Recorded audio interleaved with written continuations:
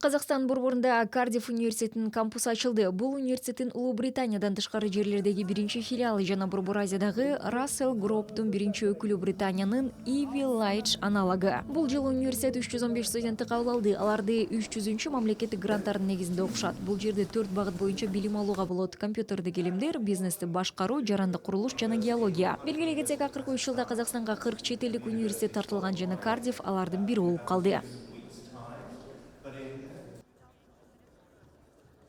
So, for example, we will hope that we will graduate students. Биз Data Science багыты боюнча студенттерди окутабыз. Алар Борбор Азияда жасалма интеллект, маалыматтарды талдоо жана технологиялык инновациялар жаатында Казакстандын өнүгүшүнө салым кошо алышат. Биздин студенттер бул процесстин борборунда болуп, бул тармакка Казакстандын келечегин түзүүдө маанилүү роль ойношу керек. Биздин бизнес-менеджмент багыты боюнча студенттер Казакстандын экономикасы өскөн сайын компанияларда, Казакстандык эле эмес, Астанада жайгашкан эл аралык компанияларда жана балким анын чегинен тышкарыда алдыңкы позицияларды ээлей алышты. Go on to take leading roles in companies, both Kazakh and international, based here in Astana and perhaps even further afield.